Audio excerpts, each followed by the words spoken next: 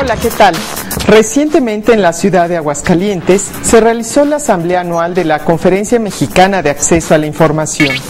En este encuentro, entre todos los representantes de las comisiones e institutos que vigilan el cumplimiento de la Ley de Transparencia, se realizó una declaratoria conjunta en la que, entre otros aspectos, se convoca a promover y consolidar una cultura nacional de respeto al ejercicio de los derechos de acceso a la información y la protección de los datos personales, tanto por parte de la sociedad como de los servidores públicos e instituciones responsables.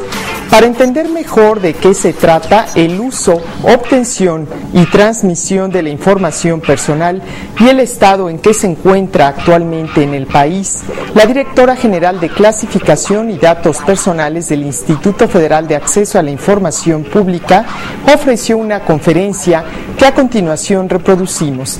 Dejamos con ustedes a la maestra Lina Ornelas. Lo primero que quisiera ya abordar pues es que todos tenemos ya muy claro como autoridades garantes que el derecho a la protección de datos personales es un derecho que tiene unos mecanismos propios para ejercitarlo, que este derecho es un derecho de tercera generación, propio de las sociedades que se precian de ser democráticas, que protege la vida privada en un ámbito de intimidad, pero que también impone una serie de responsables de tratar. No hay que perder de vista que existen, por ejemplo, países que cuentan con una sola pieza legislativa, tanto para el ámbito público como para el ámbito privado, y eso facilita las cosas. Mientras que en nuestro país, pues tenemos, como dije, una regulación asimétrica. Y bueno, en materia del derecho a la protección de datos personales, ya hay muchísima jurisprudencia de tribunales de otros países y se ha llegado como a una coincidencia respecto de que se trata de un poder de disposición de la persona sobre su propia información para decidir quién, cómo, cuándo y para qué trata esa información. También se le denomina derecho a la autodeterminación informativa, como lo sabemos, y es por el uso vertiginoso de las tecnologías que surge este nuevo derecho, porque se puede usar la información para cualquier fin y se puede parametrizar de manera tal que podamos tener un perfil de la persona. En los gobiernos, les quiero platicar esto, muchos no lo sabíamos, pero el derecho a la protección de datos en Francia surge por un proyecto que se denominó Proyecto Safari, que consistía en que, había una idea de varios burócratas franceses de crear una base de datos única en donde estuviera la información del pago de impuestos, de salud, de dónde viven las personas, en fin, datos de identificación. Y cuando surge este proyecto, también surge la preocupación de hasta dónde el Estado podía tener todo sobre una persona en una misma base de datos, dado que la tecnología lo permitía. Y pues se nombró una comisión consultiva que se encargara de analizar hasta dónde eso afectaría a otros derechos o libertades. El hallazgo final fue, o la conclusión, de que eso no se podía hacer, que el Estado por estanco, digamos, podría tratar información de las personas, pero solo para las finalidades para las cuales están creadas las dependencias. Ese es el principio de legalidad por el cual, o de licitud, el Estado solo puede hacer aquello que tiene permitido por ley y, por tanto, en el caso federal, por ejemplo, el SAT, el Servicio de Administración Tributaria, pues solo podría tratar datos personales relativos al pago de contribuciones, pero no tendría por qué conocer datos de salud. Eso lo podría tener el Instituto Mexicano del Seguro Social. Entonces, estas reglas son muy importantes. Por eso, los principios que rigen la protección de datos a nivel internacional, ya hay como un consenso generalizado, se convierten pues en las obligaciones del responsable del tratamiento de esa información. Y tenemos el de licitud, que en el caso del Estado cobra total relevancia. Por eso, en las transmisiones de datos pueden hacerse sin el consentimiento de la persona, que es uno de los principios también de protección, es el eje rector del derecho a la protección de datos. Se pueden transmitir sin consentimiento siempre y cuando aquel sujeto obligado que recibe el dato también cuente con atribuciones para tratar ese tipo de información. En ese sentido, no podríamos pasarle al SAT la información de salud si no contamos con el consentimiento expreso, y además sería ilícito porque no tiene atribuciones legales. Esto es en el ámbito público. En el ámbito privado, pues las reglas de legitimación en cuanto al consentimiento tácito o expreso de la persona son otras. Y pues tenemos obviamente el principio de finalidad, el de proporcionalidad, que es tan importante. No podemos pedir más datos que aquellos que sean necesarios y concretos para una finalidad. Nosotros hemos hecho verificaciones al cumplimiento de los principios y ustedes se sorprenderían de cómo las dependencias en ocasiones están pidiendo, por ejemplo, cuestiones de salud o incluso de ideología o lo que sea cuando es excesivo para obtener un empleo, ¿no? En el sector privado ocurre también que se piden estados de ingravidez o otras cuestiones que pues rebasan la finalidad y que no tendrían por qué estar solicitando. Calidad de los datos, pues todos sabemos que las bases de datos tienen que estar actualizadas, puestas al día, tienen que ser datos pertinentes, no excesivos, y ese es un gran problema en los gobiernos. Se crean las bases de datos, pero no están actualizadas, no reflejan con veracidad la situación real de la persona y esto conculca sus derechos. En los hospitales ocurre seguido que están en ocasiones los datos sin calidad y por tanto se le dan tratamientos equivocados a las personas. Cuando no tienen cáncer se les aplica un tratamiento oncológico o incluso gente que ya falleció sigue en la base de datos. En fin, esto es muy delicado porque justamente estas leyes de protección de datos lo que traen es orden al tratamiento de la información y garantizarle a la persona que su domicilio es el correcto, que el dato que se cuenta pues en el gobierno o en las manos de privados pues cuenta con la actualización debida. También tenemos el principio de información, que es que cada vez que recabamos el dato tenemos que informarle a las personas qué se va a hacer con su información, quién es el responsable del tratamiento, cuáles son las finalidades y si se va a transmitir para qué fines. Eso no se cumple ni siquiera en el Estado, que ya tenemos disposiciones en la materia desde el 2002. Todavía hay muchísimas dependencias gubernamentales que cuando recaban la información no le indican al ciudadano para qué se va a utilizar.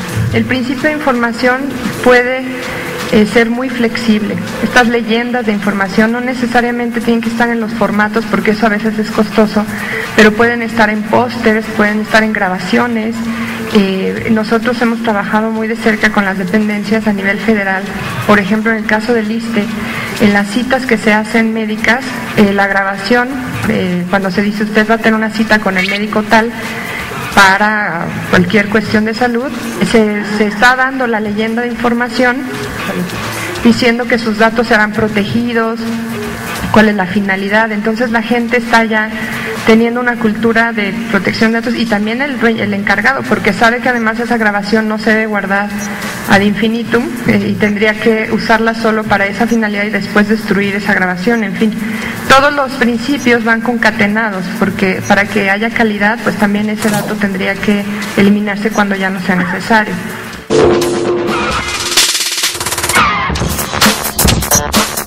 Los datos personales se refieren a toda aquella información relativa al individuo que lo identifica o lo hace identificable. Entre otras cosas, le dan identidad, lo describen, precisan su origen, edad, lugar de residencia, trayectoria académica, laboral o profesional. Además, también describen aspectos más sensibles o delicados sobre el individuo, tales como es el caso de su forma de pensar, estado de salud, características físicas, ideología, vida sexual, entre otros. Le invito a continuar escuchando la conferencia de la maestra Lina Ornelas sobre este tema. En cuanto a los derechos denominados por un acrónimo muy oportuno de la doctrina española, se denominan derechos ARCO, que son los derechos de acceso a la información, a los datos personales que sobre nosotros detenta el Estado o los particulares, el derecho a rectificarlos cuando no están puestos al día, a cancelarlos, es decir, pedir su eliminación o supresión cuando estos ya no son necesarios y una vez que haya pasado un periodo de bloqueo, y el derecho a oponernos a la utilización de sus datos. Entonces, tenemos ya muy claro cuáles son los principios, cuáles son los derechos que rigen a nivel internacional esta materia. Entonces, ¿qué ha pasado en México? A nivel constitucional, lo más importante que ocurrió, digamos, o el primer acontecimiento relevante en materia de datos personales fue la reforma al Sexto Constitucional, porque por primera vez se menciona en la fracción 2 y 3 que el derecho a la vida privada y los datos personales deberán ser protegidos por el Estado en sus 3 órdenes. Y esto es importantísimo porque se empieza a mencionar un derecho sin que todavía tuviéramos contenido de esa garantía, pero el Sexto Constitucional es la base o el fundamento para que los estados y la federación expidan regulación en materia de protección de datos personales que están en sus archivos, en los archivos públicos. Y a partir de ahí hemos tenido un desarrollo normativo muy importante. Por ejemplo, el Distrito Federal expidió una ley especial en materia de protección de datos personales para el ámbito público. Y ahorita vamos a ver otros casos de desarrollo normativos. La Federación no se ha puesto al día. O sea, desafortunadamente el Congreso Federal ya expidió, en esta parte desafortunado, ya expidió la ley de protección de datos para el sector privado, pero no ha adecuado el marco normativo de la ley de transparencia en su capítulo de protección de datos, que sujeta a todos los poderes federales en el gobierno a la protección. ¿A qué me refiero con eso? Que no se han adecuado esas cuestiones y ahorita vamos a ver en qué puntos estamos rezagados. Pero luego viene algo muy importante, que es la reforma al 16 constitucional. Si podemos avanzar a la siguiente, por favor. El 16 constitucional, la siguiente, por favor. Es muy importante porque ese es el artículo que dota de contenido a la garantía, al derecho fundamental a la protección de datos personales. Hasta entonces, antes de la reforma al 16, hablamos del derecho a la protección del dato, pero no sabíamos bien a bien qué era, hasta que el legislador establece que toda persona tiene el derecho a la protección de sus datos personales, acceder a ellos, rectificarlos, cancelarlos u oponerse a su utilización. Establece las excepciones a los principios, los menciona así genéricamente, dice los principios. La exposición de motivos sí aborda calidad, licitud, consentimiento, pero el texto de la Constitución pues es muy telegráfico, por decirlo así, pero sí es muy claro al establecer que habrá excepciones de interés público como seguridad nacional, salud pública, pero esas son las únicas excepciones que, como en todos los derechos, enfrentan siempre límites frente a otros derechos, porque no son como gases difusos, sino que, por decirlo así, viajan entubados, y entonces el constituyente ya nos dice en qué consiste el derecho a la protección de datos personales. Y luego se reforma el 73 constitucional para establecer facultades concretas al Congreso Federal para que expida una ley en materia de protección de datos personales en posesión de los particulares. Si esta reforma no se hubiera llevado a cabo, el régimen de atribuciones concurrentes que existe actualmente por la propia Constitución establece que lo que no es exclusivo para la Federación lo pueden legislar los estados.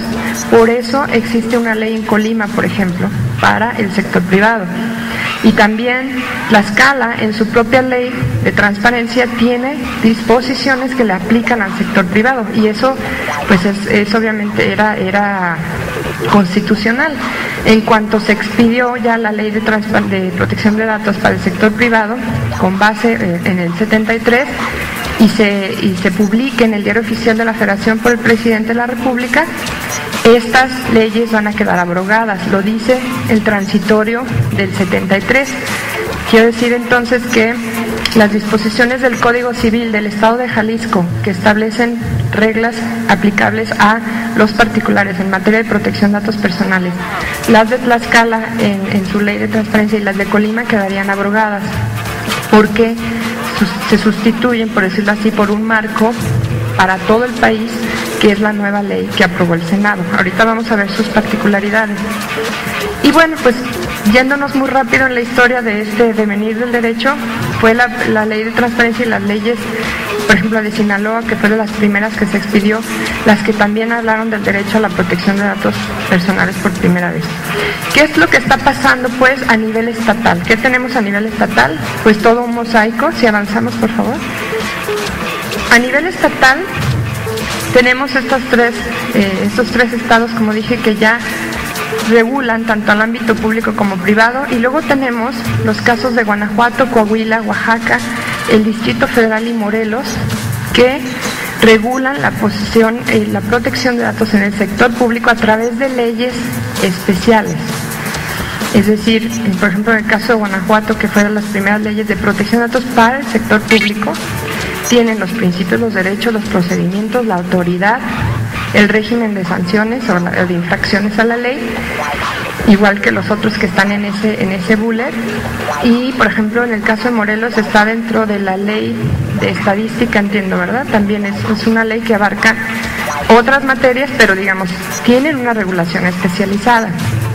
En el resto de los casos, incluida la federación, la mayoría de las legislaciones, lo que tenemos es un capítulo de protección de datos, pero en las leyes de transparencia. Y también hay que decirlo, es un capítulo que no ha crecido, que no se ha desarrollado. Es un pequeño brazo que está ahí, pero que no lo hemos usado, que no sabemos bien hasta dónde puede llegar. Entonces requerimos que se haga un trabajo muy intenso. Incluso la comisionada presidenta me pedía que lo sometiera a ustedes, aprovechando este foro y que es una asamblea, que se lleve a cabo un trabajo para elaborar, como se hizo en su momento, un código de mejores prácticas. Recuerdan que se hizo un código de mejores prácticas en materia de acceso a la información, donde identificamos bien cuáles eran los puntos básicos que debía contener una regulación, de manera que tuvimos como resultado un modelo, por decirlo así, regulatorio, de donde los estados pudieron abrevar para luego legislar en materia de acceso a la información. Pues así tendríamos que hacer algo, y ya urgente, en materia de protección de datos personales, porque lo que está pasando actualmente es que eso que puse ahí de manera muy resumida, lo que implica es que el ciudadano tiene un derecho fundamental por la Constitución, en el más alto nivel de la pirámide normativa, y por los tratados internacionales, que también México es parte de ellos. Pero luego, en la realidad, lo que va a enfrentar es un régimen asimétrico, porque en algunos estados hay, por ejemplo, la ley del DF incluso establece la posibilidad de hacer manifestaciones de impacto a la privacidad ex ante el lanzamiento a una política pública. O sea, es una ley de avanzada que tiene cosas muy, muy buenas, ¿no?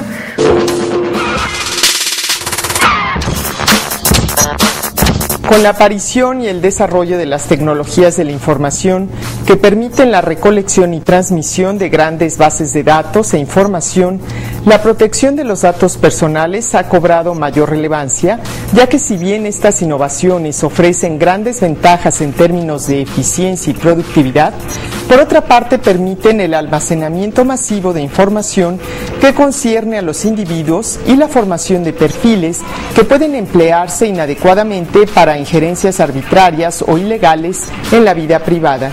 Pero mejor continuemos escuchando la conferencia del especialista en la materia, la maestra Lina Ornelas. Nuestra ley todavía no prevé ni la cancelación ni el derecho de oposición. Obviamente, en la parte pública el derecho de oposición pues es mucho más restringido, porque en el ámbito privado, si yo no quiero que me recaben el dato ni lo usen para una finalidad, simplemente me opongo y se acabó. Pero en el ámbito público, pues como les digo, las leyes a veces nos impiden que se ejerza, pero no se han contemplado todavía nuestras reformas, pero sí hemos resuelto miles de casos ya después de acceso y rectificación, y de ahí han surgido criterios muy importantes. Por ejemplo, el criterio de que la persona tiene derecho a toda la información de su expediente médico, salvo las notas evolutivas que pueden reflejar apreciaciones subjetivas del médico, pero que actualmente en México existe una norma oficial mexicana de rango muy inferior al reglamento de la ley, que dice que el expediente es propiedad del hospital. Entonces no sé si les han tocado casos en las comisiones estatales, pero si va alguien y pide todo su expediente, le dan un resumen, y el resumen tiene datos duros que ya conocemos de nosotros mismos, ¿no? Entonces lo que queremos es radiografías, estudios, en fin. Eso no se nos da actualmente. En el IFAI hemos obligado a las dependencias en el ámbito federal a que se entreguen esa experiencia nos va a servir muchísimo para el ámbito de los hospitales privados. En el momento en el que se pida acceso al expediente clínico, vamos a poder obligar también a hospitales privados. Una labor muy importante también es el de supervisión. ¿Cómo lo hacemos? A través de verificaciones. El IFAI ha llevado a cabo ya varias verificaciones, de las cuales ya se emitieron 62 recomendaciones. Ustedes van a decir 62, pues es súper poquito contra los miles de recursos de revisión que hemos resuelto, pero la verificación tiene unas particularidades, o sea, se escoge muy bien sectorialmente a la dependencia o el tema por la importancia de la base de datos, por el número de personas que están ahí o por la sensibilidad del dato. Entonces, ¿qué hemos hecho? Hemos verificado, por ejemplo, la Base Nacional de Datos de la CURP. Acabamos de hacer una verificación al proyecto de cédula de identidad ciudadana. ¿Y qué hacemos? Revisamos a través de un cuestionario cómo se cumplen los principios, los derechos, cómo se ejercen estos derechos, y vamos al detalle, a ver tu leyenda de información, a ver en la parte de seguridad dime si en las transmisiones estás aplicando este estándar internacional o no. Si en la contratación de terceros, fíjense, ahí se rompe el hilo por lo más delgado. El gobierno contrata siempre a un tercero para que haga las cosas y al final del día ese tercero se queda con la base de datos. Hay que verificar perfectamente que en el contrato por el cual le estamos dando esa tarea, pues se vuelve un encargado del tratamiento, pues que cumpla igual que el responsable frente al titular de los datos. Entonces, creo que eso ha sido muy importante de conocer de qué manera, aunque no lo dimensionamos, pero podría ser en el ámbito privado, es decir, podríamos hacer una verificación sectorial a hospitales o después como vaya presentándose las cuestiones de urgencia o de oficio, pero creo que es una labor muy importante, la de inspección, la de vigilancia, que luego emite del IFAI unas indicaciones para que se cumplan, ¿no? Entonces, obviamente tenemos el sistema Persona, que es el registro de las bases de datos que tiene todo el gobierno a nivel federal en el ámbito del Poder Ejecutivo, pero nos ha servido muchísimo porque en las verificaciones vemos que el Instituto Nacional de Migración no tiene ninguna base de datos registrada, cuando en realidad está manejando una serie de sistemas, ¿no? Y muy delicados. Acabamos también de verificar, por ejemplo, el sistema del Servicio de Administración de Aduanas, de la Administración General de Aduanas, sobre listas de pasajeros, porque no sé si ustedes sabrán, pero cada vez que hacemos viajes al extranjero, los datos de nuestro pasaporte y muchos otros son enviados al gobierno de los Estados Unidos por la Ley Patriota. A partir antes ya existían algunas listas de pasajeros, pero después de la Ley Patriota ya se exigen una serie de datos personales que nosotros verificamos que aduanas enviara y que fuera proporcional. Pasa la prueba de proporcionalidad porque son datos genéricos del pasaporte. Sin embargo, las aerolíneas, boleto, viajero frecuente, dónde se sentó, si pidió comida kosher o halal, para saber si, porque de ahí los americanos derivan religión, si tienen discapacidades, y nosotros ni nos enteramos. Y la aerolínea no nos dice que nuestros datos se le están pasando al gobierno de Estados Unidos o a otros gobiernos. Entonces, de inmediato, cuando entre en vigor la ley, esa podría ser una verificación. Aerolíneas, para que de inmediato se haga el análisis de proporcionalidad. Europa tuvo un caso muy importante justamente por las listas de pasajeros, porque era excesivo. Entonces el Luxemburgo determinó que había que revisar si aún por motivos de seguridad nacional debemos resignarnos a que nuestra privacidad o nuestra información esté en manos de mucha gente y que no sabemos si va a tener seguridad o no. Entonces se limitó el número de datos, de ser muchos más, quedaron en una lista más corta. Y bueno, pues esto es un poco para darles la idea de lo que hemos hecho, y también hemos hecho las famosas PIAs o manifestaciones de impacto a la privacidad en el proyecto de norma oficial para la expedición, para el expediente clínico electrónico. Fíjense, ahí vamos a tener que cooperar muchísimo porque esa norma oficial mexicana, la 024, lo que va a establecer son mecanismos para el intercambio de información entre hospitales públicos y privados de todo el país.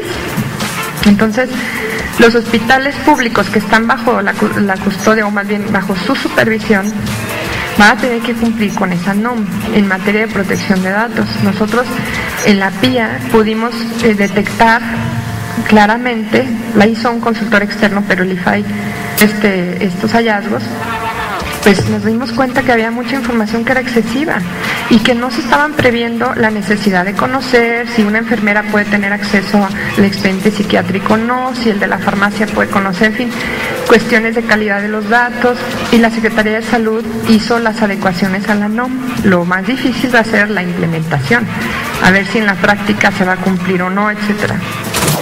Y pues por último, la ley prevé delitos en materia del tratamiento de datos personales con pena corporal, es decir, trae incluso cárcel para el inadecuado tratamiento de datos personales. Eso la industria no lo quería, pero los legisladores dijeron tiene que nacer con dientes esta ley y por desincentivar pues estas malas conductas.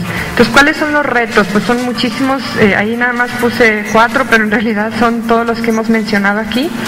Para todos los órganos garantes tenemos un gran reto en el ámbito público, primero, que es adecuar nuestros marcos normativos para que esta nueva garantía fundamental o derecho fundamental sea realmente simétrico. Los datos personales son necesarios para que un individuo pueda interactuar con otros o con una o más organizaciones sin que sea confundido con el resto de la colectividad y para que pueda cumplir con lo que disponen las leyes.